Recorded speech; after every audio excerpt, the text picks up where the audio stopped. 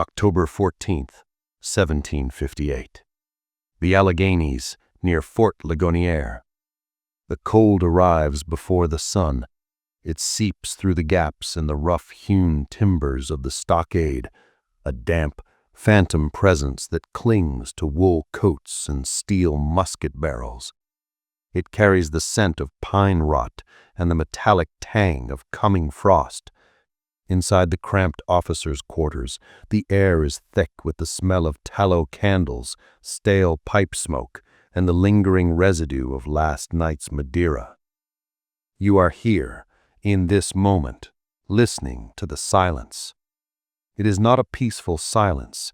It is the strained, watchful quiet of a frontier outpost, a tiny island of British order in an ocean of ancient, untamed wilderness. Every snap of a twig outside the walls could be a deer or a Shawnee warrior. Every hoot of an owl could be just that, or it could be a signal. The silence is broken by the frantic pounding on a heavy oak door. It is not the rhythmic, respectful knock of an orderly. It is the panicked drumming of a fist, a sound that rips through the fragile pre-dawn calm.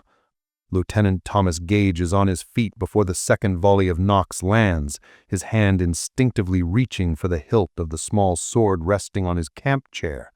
Across the small room, Major Alistair Finch groans, a low, guttural sound of a man violently torn from sleep. What in God's name is the meaning of this? Finch growls, his voice a gravelly rasp. The door bursts open, framing the silhouette of a young private, his face pale and his breath coming in ragged white plumes. "Major, sir, Lieutenant!" The boy stammers, his eyes wide with a mixture of terror and insubordination. "It's the horses, sir. They're gone." Finch is suddenly, terribly still. The irritation vanishes from his face, replaced by a cold, sharp focus that seems to draw all the warmth from the room. "Gone?" he repeats, the word low and dangerous. "Explain yourself, Private, now." The private, a boy named Miller from the cobbled streets of York, looks from the major's rigid form to the more approachable Lieutenant Gage. "The west paddock, sir. The fence is down. All the mounts. The cavalry detachment's chargers. They're all gone. Sentry on the north wall heard nothing, sir. Just quiet." In moments, the fort is a whirlwind of controlled chaos. Lanterns swing wildly in the dark, casting long, dancing shadows against the log walls. Men of the 60th Royal American Regiment, their red coats hastily thrown over their small clothes, move with grim purpose, muskets in hand. The air is now sharp with the shouts of sergeants and the clatter of arms. Finch, now fully dressed, his uniform impeccable even in the disarray, stands at the edge of the violated paddock. The scene is one of quiet devastation. A long section of the split-rail fence has been skillfully dismantled, the rails laid carefully on the ground, not broken. The heavy gate is still barred from the inside. This was not a stampede. This was a raid. The ground, churned by dozens of hooves, is a chaotic mess of mud and torn grass, but the paddock is empty. Utterly, unnervingly empty. 22 horses, the lifeblood of the fort's ability to patrol, to pursue, to project power beyond its wooden walls, have vanished into the pre-dawn gloom. Lieutenant Gage stands beside his commander, his gaze sweeping the surrounding forest. The trees press in on all sides, a solid black wall that seems to absorb the lantern light, giving nothing back. "French allies, sir," Gage says, his voice tight. "Wyandotte, most likely, or Shawnee. They came in like ghosts." Major Finch does not respond immediately. His eyes are fixed on a specific spot in the churned earth, a place where a larger, more powerful set of hoofprints is visible. He had personally overseen the shoeing of his own mount just last week, a magnificent black charger named Aries, a veteran of 2 campaigns, a horse that had carried him through the carnage of the Monongahela. The thought of that horse, his horse, being led away by a savage, sends a tremor of rage through his disciplined frame. "They are not ghosts, Lieutenant," Finch says, his voice like grinding stone. "They are thieves, and they will be hunted." He turns to the sergeant major, a thick-set man with a face like a weathered map of the British Isles. "Sergeant Major, rouse Captain Brodie's company, full kit. They have a 10-mile start on us at best. I want a pursuit party ready to move in 30 minutes. "And the tracker, sir?" Gage asks tentatively. Finch's head snaps toward him, his eyes glinting in the lantern light. "I will not have one of them leading a British patrol, Lieutenant. His Majesty's soldiers are more than capable. We will cut our own sign." He jabs a finger toward the dark, oppressive line of trees. "That is their world.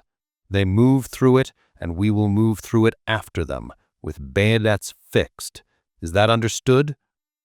"Yes, sir," Gage replies, his voice clipped, the argument lost before it began. As the soldiers assemble, a grim procession of red coats and glinting steel in the growing gray light, Finch walks the perimeter of the empty paddock one last time. He crouches, his gloved fingers hovering over the deep impression left by his charger, Ares. He sees more than mud. He sees a symbol of his authority, of British power stolen from under his very nose. It is a personal insult, a strategic disaster. And as the first hint of a watery sun breaks over the jagged peaks of the Alleghenies, casting the vast, silent wilderness in a pale, unforgiving light, he vows that the insult will be answered in blood. The pursuit begins with confidence, a long column of disciplined soldiers marching into the forest, their boots making a steady, rhythmic crunch on the frosted leaves. They find the trail easily at first, a wide, muddy scar leading northwest. But just as Gage predicted, within 3 miles, the trail dissolves into chaos at the bank of a wide, shallow creek. The raiders had run the horses up the waterway, and then, somewhere in the endless expanse of rock and running water, they had split them, sending them in countless different directions. By noon, Captain Brodie's company is bogged down, casting about in frustrating circles, the trail grown cold, the enemy and the horses swallowed by the immense, indifferent wilderness. The forest, which had seemed a simple obstacle, has become an enemy in itself, a labyrinth of confounding sameness. Major Finch's confidence begins to curdle into a cold, simmering fury. The sun is high, the day is wasting, and his horses, his Ares, are getting further away with every passing moment. The failure was as total as it was swift. By mid-afternoon, the exhausted soldiers of Captain Brodie's company began to trickle back into Fort Ligonier, their uniforms stained with mud and creek water, their faces etched with frustration. They brought with them no horses, no prisoners, and no intelligence save for the galling confirmation of Lieutenant Gage's prediction. The trail had vanished. It was as if 22 animals and their captors had simply been lifted into the sky, plucked from the earth by an unseen hand. Major Alistair Finch stood on the fort's watch platform, his spyglass trained not on the returning patrols, but on the vast, unforgiving expanse of green that had so effortlessly defeated him. Every rustle of leaves, every shadow that moved in the dense undergrowth seemed to mock his authority, the very foundation of his worldview, which was built on order, discipline, and the clear application of force. Nature, in its raw American form, did not yield to such principles. It swallowed them whole. The silence on the platform was thick with unspoken recrimination. Lieutenant Gage stood a respectful distance away, his expression carefully neutral, though inside he felt a knot of anxiety and a grim sense of vindication. He knew this moment was critical. Finally, Finch snapped the spyglass shut with a sharp metallic click. The sound was like a pistol shot in the tense quiet. He turned, his face a thunderous mask, but the fire in his eyes was banked, replaced by the cold ash of necessity. "Lieutenant," he said, his voice flat, devoid of its earlier arrogance. "Fetch your man." He did not say the name. He did not have to. "Send a runner to the Delaware camp. Tell this Nipakanan his presence is required. Offer him whatever payment is standard." Gage nodded, careful to betray no triumph. "Yes, Major, at once." He turned to leave, but Finch's voice stopped him. "And Gage," the Major added, his gaze returning to the taunting wilderness. "Stay with him. I want a report on his every action. I want to know if we are paying for skill or for some kind of primitive theater." An hour later, as the sun began its descent, casting long orange fingers of light through the trees, two figures emerged from the forest path leading to the fort's main gate. One was the runner Gage had sent, a lanky corporal who seemed to walk with an agitated energy, as if propelled by nervous tension. The other man was his opposite in every conceivable way. Nipakanan moved with a fluid grace that seemed impossible for a man of his stature. He was not exceptionally tall, but he was broad in the shoulders, with a lean, sinewy build that spoke of a life spent in constant motion. He wore no part of a European uniform. His attire was a mixture of practicality and tradition: leggings of smoked deerskin, a simple linen trade shirt of indeterminate color, and soft-soled moccasins that made no sound on the hard-packed earth of the fort's parade ground. A single hawk feather was tied in his long black hair. His face was a striking collection of planes and angles. His high cheekbones and strong jaw gave him an air of severe dignity. But it was his eyes that held you. They were dark, deeply set, and seemed to be in a state of perpetual, patient observation. They missed nothing. As he walked through the gate, past the rigid salutes of the sentries, his gaze swept over the fort not with the wide-eyed wonder of a visitor, but with the appraising glance of a hunter evaluating new terrain.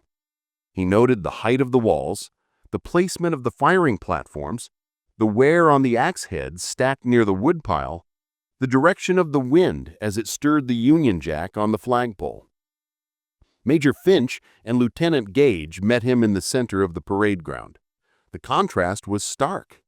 The two British officers, rigid in their posture, their red and gold uniforms a splash of artificial color against the muted browns and greens of the fort, and Nipakanan, a figure who seemed to have carried the essence of the forest in with him.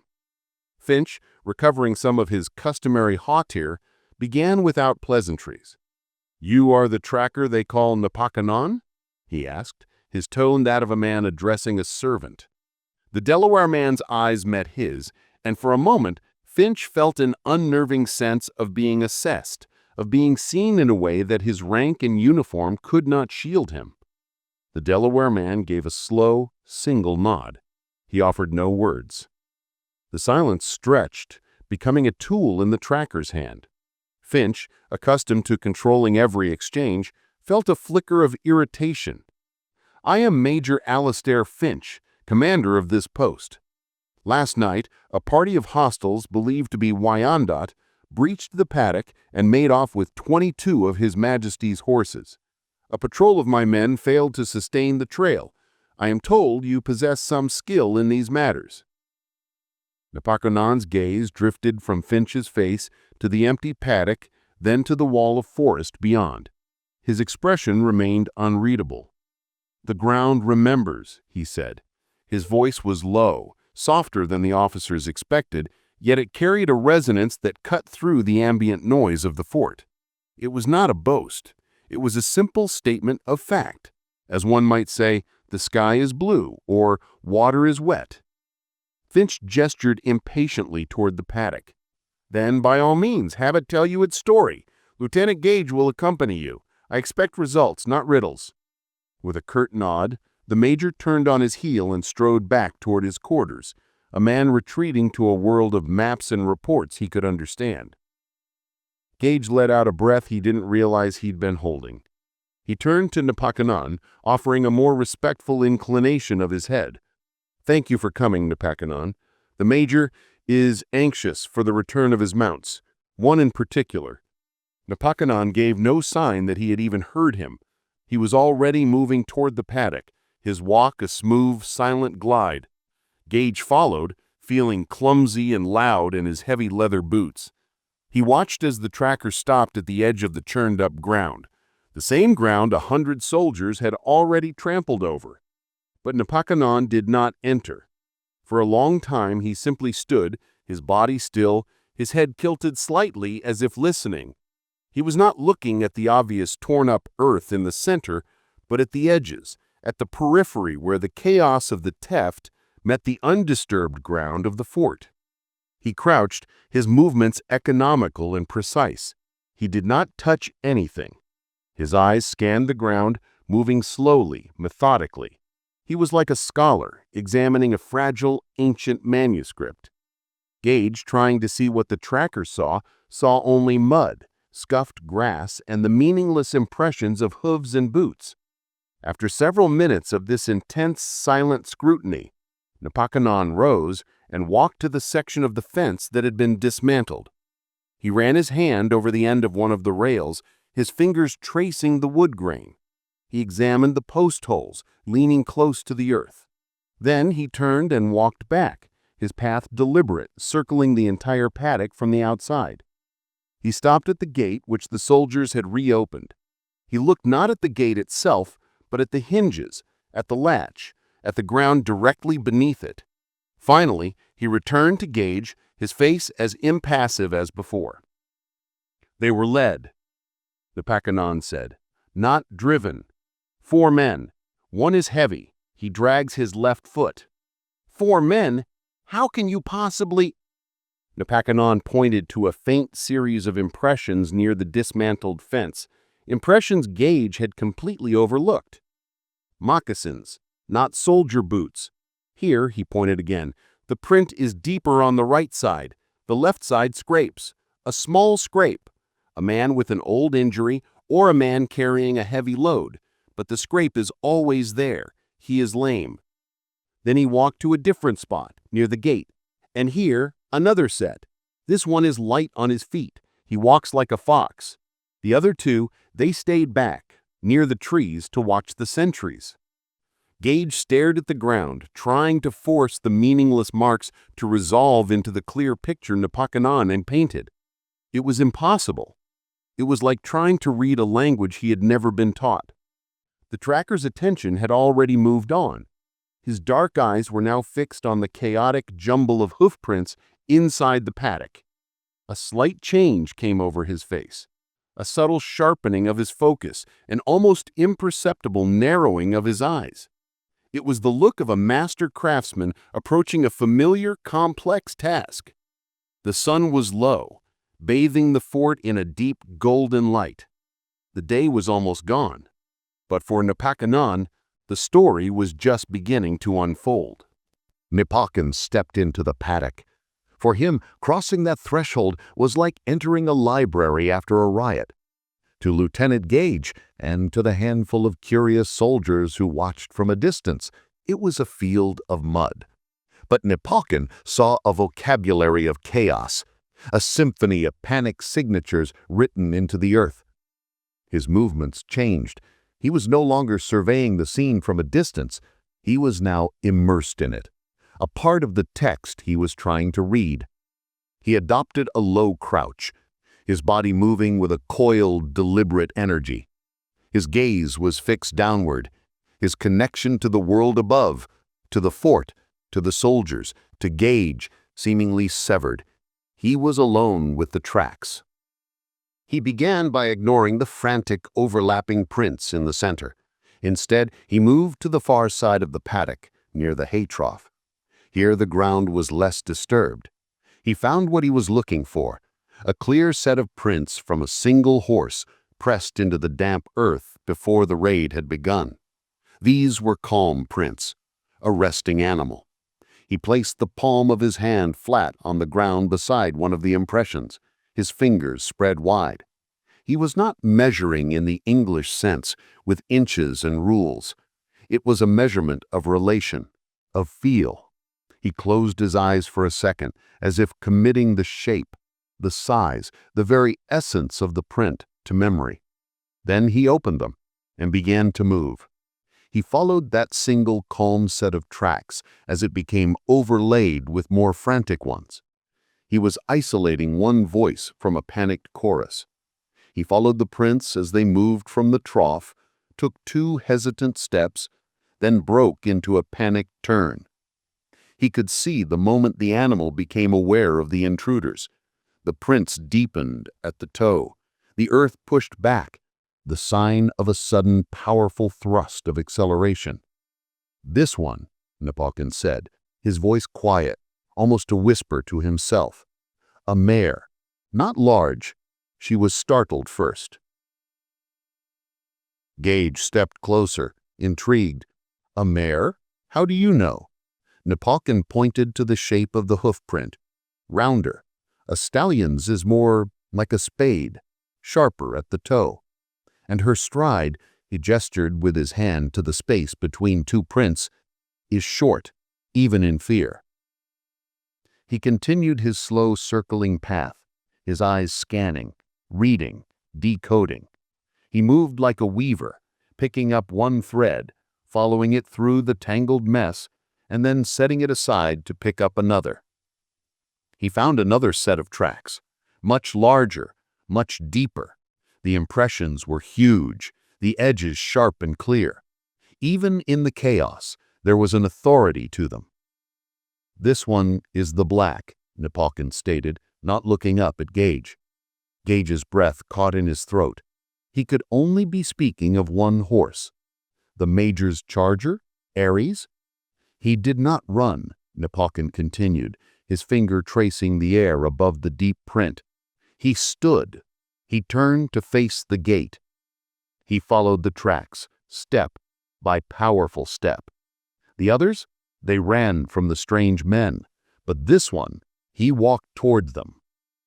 The tracker pointed to a patch of deeply scarred earth. "Here, he fought." The ground was torn, gouged. The prints of Aries were overlaid with the moccasin prints of 2 men. You could see the story in the soil. The horse striking, the men scrambling back, the powerful hind legs of the charger digging in, spraying earth. "The lame one fell here," Napoleon said, pointing to a long smeared mark in the mud. "The horse struck him. Not a clean kick, a blow with the shoulder, perhaps. The man went down." Gage felt a chill crawl up his spine. This was beyond simple tracking. This was a form of vision, a reconstruction of events with impossible clarity. He was witnessing a conversation between this man and the earth, and he was only privy to the translation. Napoleon left the paddock, his survey complete. He walked to the place where the wide trail of 22 horses entered the forest. Without hesitation, he stepped under the dark canopy of the trees, Gage following a few paces behind. The air immediately grew cooler, damper. The sounds of the fort faded, replaced by the whisper of wind in the high branches and the scuttling of unseen things in the undergrowth. For the first 100 yards, the trail was a highway of churned leaves and mud. Napoleon moved quickly, his eyes not on the obvious path, but on the subtle signs at its edges.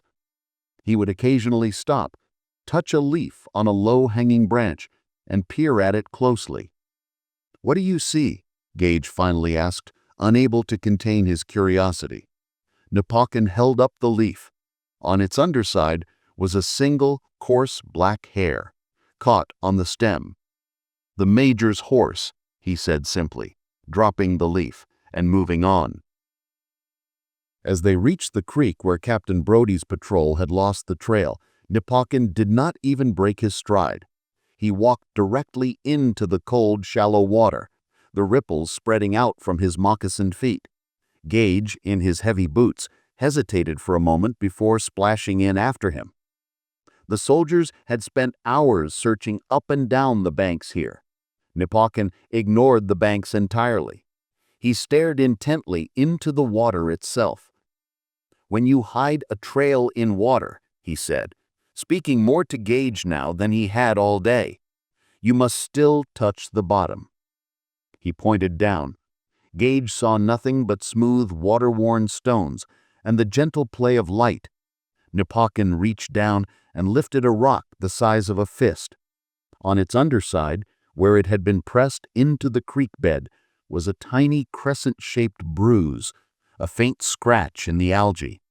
"An iron shoe," Nipawkin explained. "The horses with shoes leave a mark on even stone. The unshod ones do not." The soldiers looked for mud on the banks. The Wyandot knew they would. They kept the horses in the deepest part of the channel. He moved upstream, his eyes scanning the creek bed. Every 20 feet or so, he would point out another barely perceptible sign: a displaced stone, a swirl of silt that was out of place, a piece of floating debris caught on a branch that could only have been dislodged by a large animal passing. He was not following a trail. He was following a series of subtle disturbances in the natural order of the stream. After nearly half a mile of walking in the creek, he stopped and pointed to the far bank. "Here," he said. Gage looked. He saw nothing. A muddy bank, some ferns, a thicket of rhododendron. It looked exactly the same as the miles of creek bank they had already passed. Nipawkin waded out of the water and climbed the slick bank. He knelt and pointed to a single blade of grass that was bent but not broken in the wrong direction, against the gentle flow of the breeze. Next to it, a pebble, no bigger than a thumbnail, had been pressed a fraction of an inch into the mud. These were the signs. This was where the first horse had left the water. "One horse," Gage said, a note of disappointment in his voice. "We are looking for 22 horses." "They do not want you to find 22 horses," Nipawkin replied patiently. "They want you to look for one horse, and when you are tired of looking for that one, you will go home." He followed this ghost of a trail away from the creek for another 50 yards. The signs were impossibly faint. A scuff on a root, a patch of moss slightly compressed. Then the trail vanished completely onto a wide patch of bare, hard rock. This was the end, even for him. Gage's heart sank. But Nipawkin wasn't looking at the rock. He was looking up at the trees, at the sky. He was smelling the air. He was listening. "He is close," Nipawkin whispered. "This one is tired." "How do you know?" "The trail is lazy. The steps are heavy. And he favors his right foreleg." Nipawkin's eyes narrowed, and he began to move in a wide circle, scanning the forest. He stopped, his gaze fixed on a dense cluster of pines 100 yards away. There. He started forward, his pace quickening.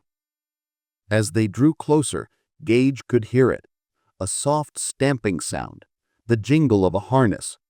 Tucked into the pines, tethered loosely to a low branch, stood a... Returning to the fort with the lame bay mare was a strange kind of victory. For Lieutenant Gage, it was a moment of profound, unsettling revelation. He had witnessed something that defied his military education, something that felt closer to magic than to any skill he could comprehend. He had tried to explain it to Major Finch upon their return, describing the bruised stone in the creek, the bent blade of grass, the tracker's calm assertion of the mare's specific injury before they had even laid eyes on her. The Major listened with a tightly coiled impatience, his eyes fixed on the single recovered horse as if its presence were a personal affront. One horse out of 22. To Finch, it was not a success. It was a confirmation of failure, a single pitiful piece of wreckage from a much larger disaster. He saw the tracker's work not as a display of incredible skill, but as a lucky guess, an anecdotal trick that had yielded a nearly worthless result. The rage that had cooled into necessity was now simmering back into open contempt. "So," Finch began, his voice dripping with sarcasm, as he addressed Napakon, who stood silently beside the recovered mare, his hand resting gently on her neck. "You followed a river, found a lame horse that your enemies discarded. This is the great skill of which the lieutenant spoke, finding what was meant to be found?" Napakon did not rise to the bait. His dark eyes met the major's, his expression unreadable, betraying neither anger nor insult. He simply waited. This unnerving calm seemed to provoke Finch even further. The major was a man of action and reaction, of orders given and obeyed. Napakon's patient stillness was a language he did not understand and could not dominate. "This changes nothing," Finch declared, gesturing dismissively at the mare. "Your methods are too slow. We have wasted an entire day to recover a single crippled animal." It was then that an idea, cruel and sharp, formed in the major's mind. He would expose this man for the charlatan he believed him to be.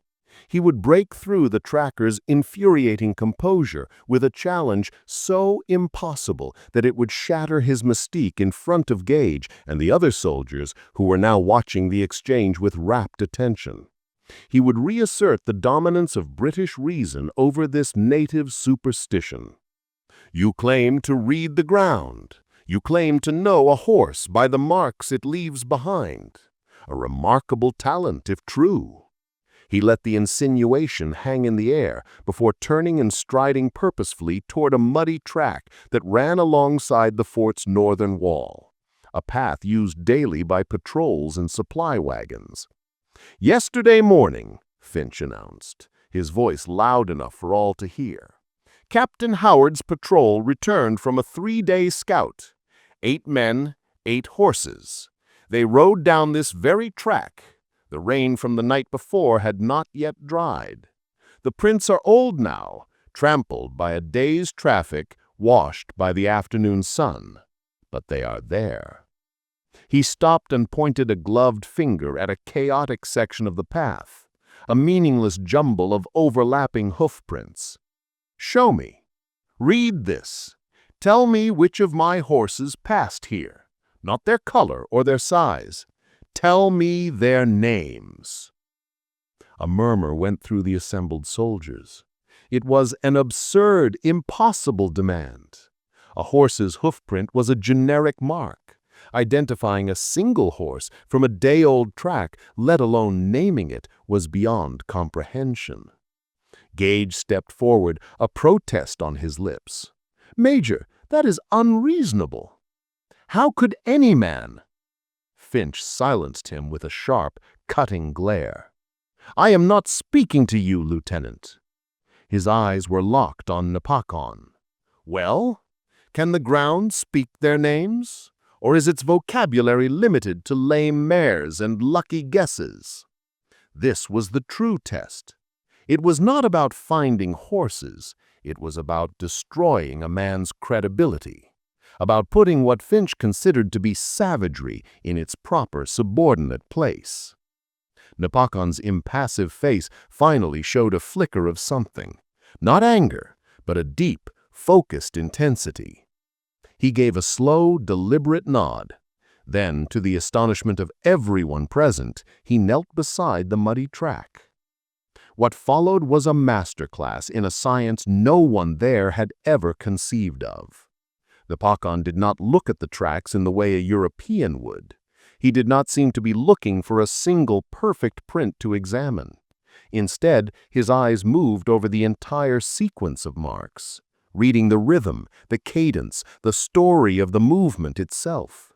You now see what he sees. It is a language not of static shapes, but of dynamic forces. A horse is not just a weight that leaves a mark. It is a complex engine of bone and muscle, and every animal's engine has its own unique flaws, its own signature rhythms. He began at the start of the muddy patch, his fingers hovering over the ground, never touching it. He was tracing the gait. He pointed to a series of prints that were slightly deeper on the left side than the right.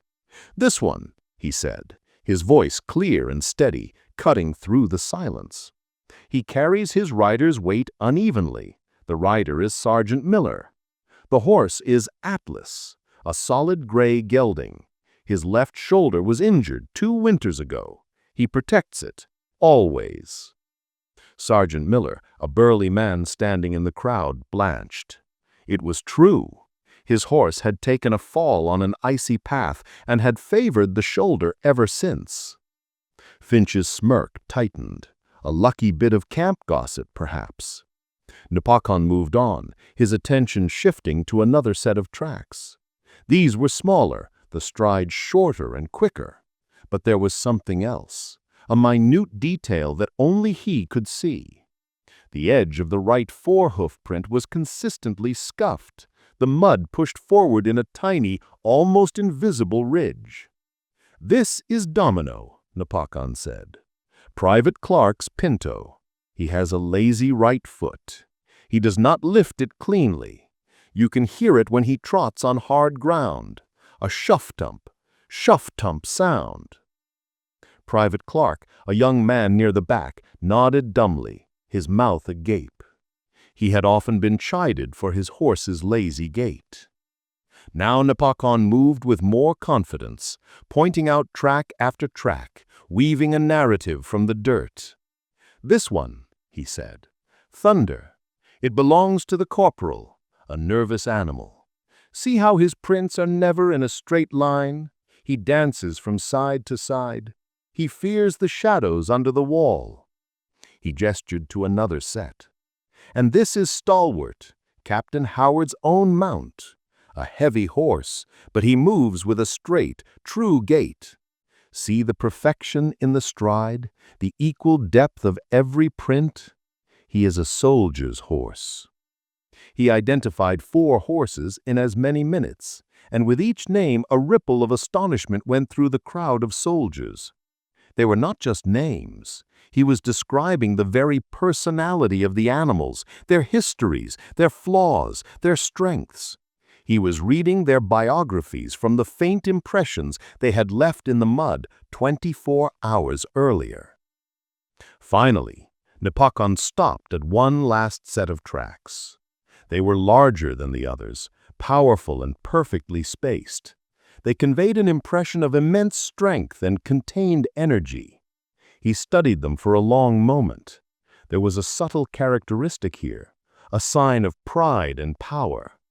The hoof did not just press into the ground, it seemed to grab it, the toes digging in with a fierce, almost arrogant purchase before launching forward. "And this one?" Nipakon said, his voice dropping slightly as he looked up, not at the ground, but directly into Major Alistair Finch's eyes. "This one I know well. I saw his track in the paddock, the one who did not run, the one who turned to fight." He paused, letting the silence stretch, his gaze holding the Major's. The fort was utterly silent. The soldiers stared, their faces a mixture of awe and fear. Lieutenant Gage felt the hair on his arms stand on end. Major Finch stood frozen, his face ashen. The walls of his ordered, rational world had just been breached. He had demanded a name, a single, impossible piece of data. Nipakon had given him back the very soul of his horse, read from a smudge of day-old mud. The test was over. The tracker had not just passed, he had redefined the very nature of knowledge. The soldiers who had gathered to witness a potential humiliation dispersed in quiet, murmurous groups, glancing back at Nipakon with a new, profound respect that bordered on superstition.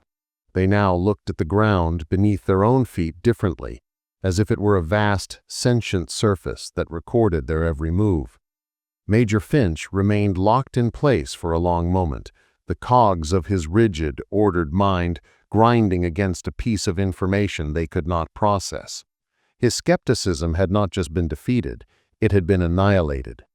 He looked at Napoleon, and for the first time, he did not see a savage or a primitive trickster. He saw a man who possessed a form of intelligence so foreign and so powerful that it defied all of his known categories. The world was suddenly a much larger, more complex, and more mysterious place than he had ever imagined. He cleared his throat, the sound unnaturally loud in the charged silence. "Lieutenant Gage," he said, his voice strained, stripped of its earlier arrogance, "assemble a detail. 15 men. The fastest riders we have left. Travel light. 3 days' rations." He turned his gaze fully to Napoleon. The tone of his voice changed, losing the hard edge of command and taking on a quality of near supplication. "You will lead us," he said. It was not a question. It was a statement of surrender, an admission of his own inadequacy, and a transfer of authority more absolute than any formal decree. Napoleon simply nodded, his expression giving no hint of triumph. For him, the test had not been a contest of wills. It had been a simple translation. The ground had spoken, and he had relayed the message. Now the time for translation was over. The time for the hunt had begun. Within the hour, a small, grim-faced party rode out from Fort Ligonier. The composition of the group was telling. At its head rode Napoleon, mounted on a sturdy sorrel mare. He carried no map, no compass. His only tool was the landscape itself. Directly behind him rode Major Finch and Lieutenant Gage. Behind them, 15 of the fort's most experienced soldiers, their faces set with a mixture of apprehension and a strange newfound confidence in their guide. Napoleon led them not back to the creek, but on a wide, looping path to the north. He was not backtracking. He was anticipating. The Wyandot who took the horses, he explained to Gage as they rode, they know this land. They know a soldier thinks in straight lines. They expect you to follow the creek, to waste time on the lame horse. So we will not do that. We will ride to where they believe they are safe. He was not merely following a trail. He was following an idea, hunting the minds of his quarry. For the rest of the day they rode hard. Napoleon moved with an unerring sense of direction, navigating the dense, trackless forest as if following a well-marked road. He would occasionally stop, dismount, and examine the ground, but his pauses were brief. He was looking for signs that were all but invisible to the soldiers following him. To them, the forest floor was a uniform carpet of leaves. To Napoleon, it was a tapestry of information. You ride with them now, and you watch him work. You see him point to a single, overturned stone in a field of thousands, its damp, darker side exposed to the air. They passed here 2 hours ago. The sun has not yet dried the earth. You see him stop and touch the broken stem of a fern. He would crumble the wound between his fingers. "Still wet," he would say, "they are close." He was reading time itself, inscribed in the life and death of the foliage. The pursuit became a relentless, immersive education for the British officers. They began to see the world through a different lens. A flock of birds suddenly taking flight from a distant ridge was no longer a random event. It was a sign that something large was moving through the trees below. The sudden silence of the insects in a gully was not an accident. It was a warning that a predator or a man was nearby. Napoleon was attuned to the entire ecosystem, reading the reactions of the forest's inhabitants as clearly as he read the tracks on the ground. As dusk began to bleed through the canopy, he led them to a small, hidden spring. There, in the soft mud at the water's edge, were the clear tracks of a large group of horses. They had stopped here to drink. The raid party was together again. "They believe they are safe now," Napoleon whispered, kneeling by the water. "They have stopped moving cautiously." His eyes scanned the jumble of prints, and his brow furrowed slightly. He pointed to the familiar, powerful impressions of Ares' hooves. Beside them was a patch of scuffed earth, and next to that, a single dark brown stain on a bed of moss. Napoleon touched it with his fingertip, then brought it to his nose. "Blood," he said. He looked back at Finch. "Your horse. He fights them still. He is not a willing captive." He traced the story in the mud. One of the Wyandot tried to mount him here. The horse threw him hard. He pointed to a deep smeared print where a man's body had hit the ground. "This is the lame one. The horse knew he was injured. He attacked the weak one in the herd." A grim smile touched Napoleon's lips for the first time. "He has the heart of a warrior, your horse." For Finch, this news was a revelation. He had always seen Ares as a tool, a magnificent and loyal piece of equipment for waging war, but now he saw the horse as an actor in this drama, a defiant character fighting his own battle miles away in the dark. A fierce pride, raw and personal, swelled in his chest. Ares was not just stolen property, he was a fellow soldier, captured by the enemy, and they were coming to get him back. They made a cold camp that night, with no fire. Napoleon sat apart from the others, a silent figure staring into the darkness, his senses extended out into the night. The soldiers, huddled together for warmth and comfort, spoke in low, hushed tones about the tracker, their words a mixture of awe and disbelief. They were professional soldiers, men who prided themselves on their toughness and skill, but they knew they were utterly out of their element here. They were children in this forest. Without Napoleon, they would be hopelessly, dangerously lost. Their survival and the success of their mission rested entirely on the quiet man who seemed to draw his knowledge directly from the trees and the stones. Before dawn, while the sky was still a bruised purple, Napoleon roused them. "They are camped less than a mile from here, in the valley of the small waterfall. They will have a fire now. They feel the cold, same as us." He had not scouted ahead. He had not seen or heard them. He simply knew. He had read their intentions, calculated their speed, and understood their needs. He knew where they would seek shelter, just as surely as he knew the sun would rise in the east. As the small party mounted their horses, the clink of bridles and the soft creak of leather were the only sounds in the pre-dawn stillness. They moved forward slowly, silently, ghosts of vengeance slipping through the sleeping woods. Major Finch rode beside Napoleon, his hand resting on the cold steel of his flintlock pistol. The time for tracking was over. The time for battle was near. And for the first time in his career, he was following a commander that did not wear a red coat. The air grew heavy with the smell of wood smoke, a scent that in other circumstances might signify comfort and warmth, but here was the unmistakable signature of the enemy. Napoleon raised a hand, and the entire column of riders halted, the sound of their movement vanishing into the ambient hum of the forest. They dismounted, tethering their horses in a thicket of hemlock, the animal's breath misting in the cold morning air. Every soldier checked the prime of his musket, the metallic click of the frizzen echoing softly in the quiet. There was a low, distant murmur of water, the waterfall Napoleon had spoken of.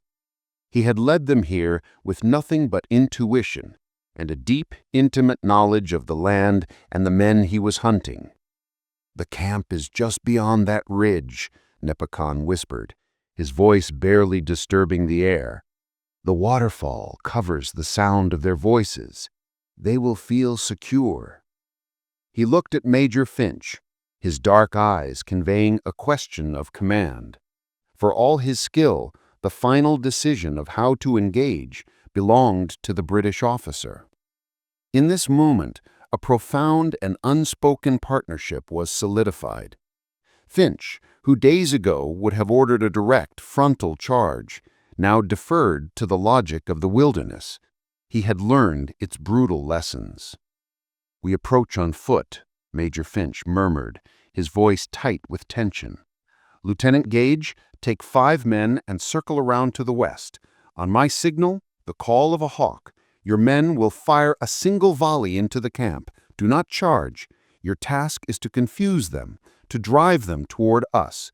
We will be positioned here, on the high ground." Gage nodded, his face grim and pale in the half-light. He and his men melted into the trees, their forms swallowed by the shadows. Finch, Nepakan, and the remaining 9 soldiers began a slow, painstaking crawl up the rocky ridge.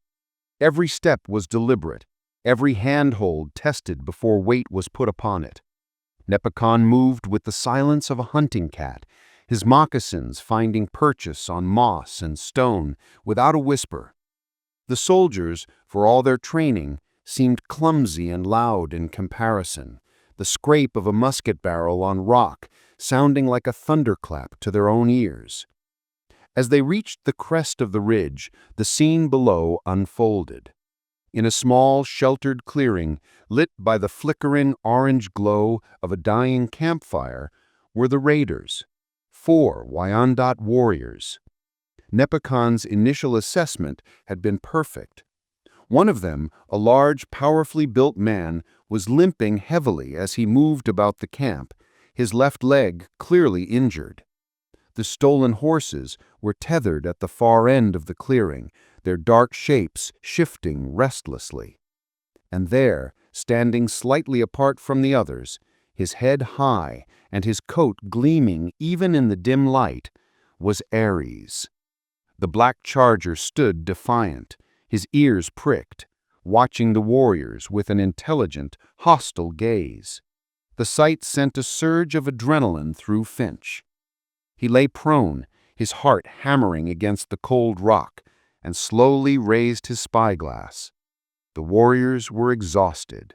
Their guard was down. They were preparing a morning meal, their weapons leaning against a fallen log. Finch counted them again. 4 men, just as the tracks had told him. He lowered the spyglass and looked at Nepakan. The tracker's eyes were also fixed on the scene below, but he was not looking at the men. He was looking at the horses, at the layout of the camp, at the potential escape routes. His gaze was tactical, analytical. He pointed a single finger to the east, where the clearing narrowed into a rocky gorge. "They will run there," he breathed, "toward the river." Finch nodded in understanding. That was where he would place his men. They slid back from the ridge and redeployed, taking up positions behind trees and rocks that overlooked the gorge. Every soldier found a target. The forest held its breath, the tension drawn as tight as a bowstring.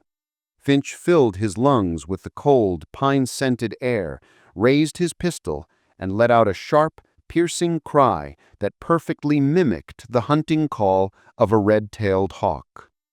The sound sliced through the morning calm.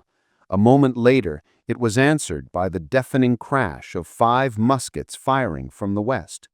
The volley ripped through the Wyandot camp. One of the warriors fell instantly. The others, shocked and disoriented, grabbed their weapons and did exactly as Nepakan had predicted. They ran. They abandoned the horses and sprinted for the cover of the narrow gorge. As they entered the kill zone, Finch's men opened fire. The coordinated volley was devastating. The narrow space offered no escape. The sharp, brutal confrontation was over in less than a minute. The silence that rushed back in was deeper, more profound than before, broken only by the nervous whinnying of the frightened horses and the rushing sound of the waterfall. The soldiers methodically cleared the camp, their movements efficient and grim. The stolen horses were quickly rounded up. Finch walked directly to Ares, his steps quick and sure. The great horse recognized him, snorting softly and nudging the major's shoulder with his head. Finch ran a hand down the charger's powerful neck, a rare, unguarded expression of relief and affection on his face. He felt a presence beside him and turned to see Nepakan. The tracker was looking at Aries, but his gaze was focused on the horse's hooves. He crouched and pointed to the iron shoe on the horse's right fore. There was a fresh scratch on the metal, a bright silver gas against the dark, rusted iron. "The stone in the creek," Nepacon said quietly. It was the mark he had found, the tiny, almost invisible clue that had unraveled the entire deception. A single scratch on a piece of iron, and from it he had rebuilt a narrative, pursued an enemy, and recovered 22 horses. The journey back to Fort Ligonier was slow, the mood somber but triumphant. They were no longer a pursuit party, but a cavalry detachment, the recovered mounts a tangible symbol of their victory.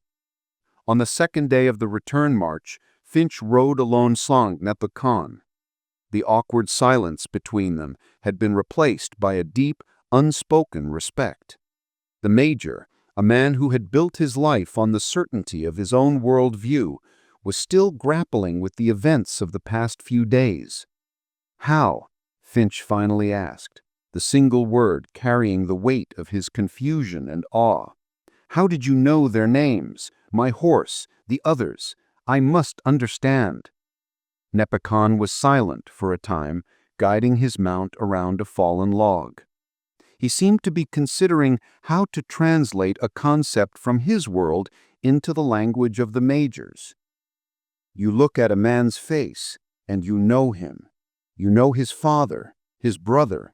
You see the family in the shape of his eyes, his nose. You see his life in the lines around his mouth. No two faces are the same." He paused, then looked at the ground.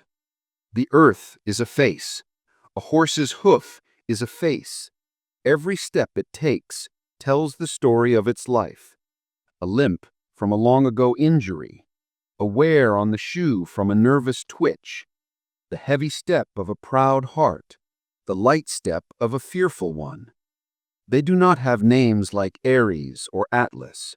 Their names are walks with a sore shoulder, or fears the shadows, or carries a proud heart." He looked at Finch. "The earth told me their story. I just gave you back the names you use." Finch rode in silence for the rest of the day, the tracker's words echoing in his mind. He was beginning to understand that Nepacon's skill was not magic. It was a form of literacy, a deep reading of a text that he and every man he knew had been blind their entire lives. They had been walking on a world full of stories, deaf and dumb to its language. When they finally saw the wooden walls of Fort Ligonier rising from the trees, a cheer went up from the watchtowers. As they rode through the main gate, the entire garrison turned out, their faces filled with relief and amazement. Later that evening, Major Finch stood at the paddock, now full again. He watched Nepacon, who had been paid in bolts of cloth, knives, and powder, preparing to leave. The tracker walked past Aries, and for a moment he stopped. He looked down at the hoofprints the horse had just made in the soft earth of the paddock, then looked at the horse itself. He gave a slight, almost imperceptible nod, a nod of recognition, of greeting one warrior to another. And Finch, watching him, understood at last. The world was written in a language far older than English or Delaware.